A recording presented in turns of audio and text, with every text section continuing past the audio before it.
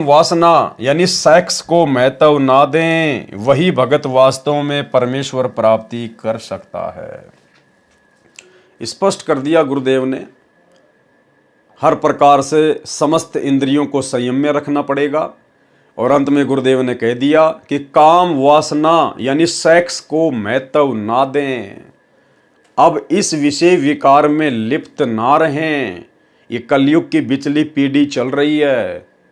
भाई और बहनों, जब हम शुरुआत में भक्ति से जुड़े थे या जुड़ते हैं तो उस समय हमारे सामने ये सारी बातें नहीं आई थी।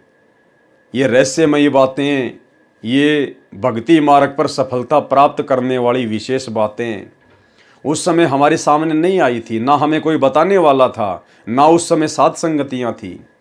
लेकिन जब वो ठीक का समय अब आ चुका है और समय तेजी से निकलता जा रहा है, क्योंकि पूर्ण मोक्ष प्राप्ति केवल सतगुरुदेव भगवान के पृथ्वी पर रहते सहते ही संभव है।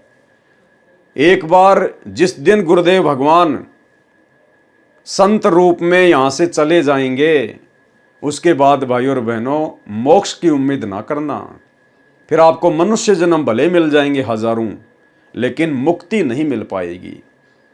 तो वो समय तेजी से निकलता जा रहा है, इसलिए परमात्मा अब हमें वो मृतक भगत बनाना चाहते हैं, हमें सच्चा मुच्चा भगत बनाना चाहते हैं, ताकि हम इसी जन्म में गुरुदेव भगवान के संग सतलोक को प्रस्थान कर सकें। तो अब हमने इन तमाम प्रकार के विषय विकारों को, ये तमाम प्रकार के विषय विकार जो हमें काल की बेड़ियों से बांध के रखते हैं, जो हमें यहीं पर फंसाने का कार्य करते हैं, अरे यही कुकर्म करते करते तो हमारे असंख्य जन्म बीत गए। अब गुरुदेव भगवान हमें समझाना चाहते हैं कि नादानों, ये तुम्हारा थोड़ा सा जीवन है, 20, 30, 40, 50 साल का। ये तुम अपने गुरुदेव भगवान के चरणों में पूर्णतया समर्पित कर दो। ना जाने कितने अरबों खरबों तुमने स्त्री पुरुष के मानव जन्म पाए हैं, और हर जन्म में हम लोगों ने यही तो कुकर्म किए हैं।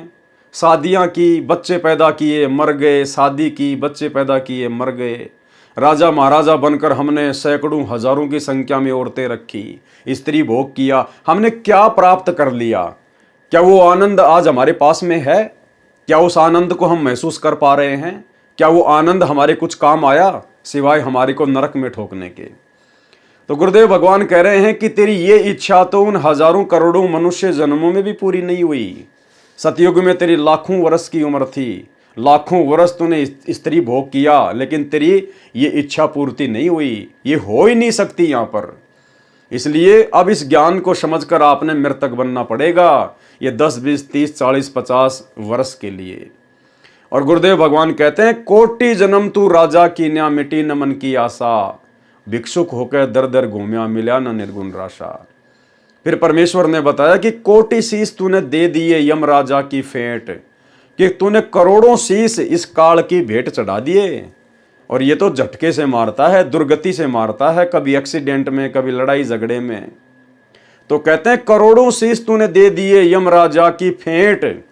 फेंट यानी झटके से, जबरदस्ती लेता है ये, कभी बकरा बनाकर, कभी मुर्गा बनाकर, कभी सैनिक बनाकर, कभी लड़ाई झगड़े में। और एक शीश दे के देख ले सतगुरु अपने की भेंट। भेंट यानी प्रेम से, ज्ञान को आधार बनाकर तू एक शीश यानी ये वर्तमान जो तेरा मनुष्य जन्म है, जिसमें तू सारे कुकर्म कर चुका है, अब आगे का जीवन तो कम से कम 20-30 साल का जो भी तेरा बचा है, अपने गुरुदेव की भेंट कर दे, ज्ञान को आधार बनाकर। और देख, इस एक 20-30 साल के समय में परमात्मा तुझे इसके प्रतिफल में क्या देगा। सदा सदा के लिए तेरे सारे कर्म बंधन काट देगा, तुझे काल की जंजीरों से मुक्त करवा देगा।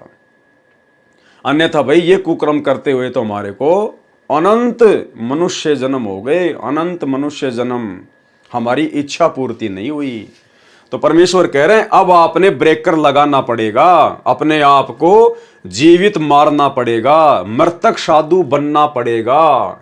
और ये मृतक साधु बनने की प्रोसीजर के लिए ही परमात्मा ने साध संगतियां शुरू करवाई है।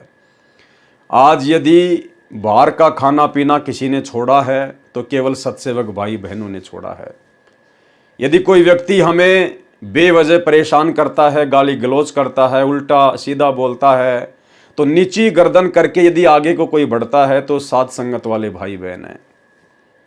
यदि विषय वासना से हजारों की संख्या में भगत भाई बहन युवा अवस्था में दूर हुए हैं और वर्तमान में होते जा रहे हैं, तो केवल साध संगति से जुड़े हुए भाई बहन हैं। हर प्रकार से परमात्मा साध संगत वालों को ही मर्तक बनाने की दिशा में आगे बढ़ा रहे हैं।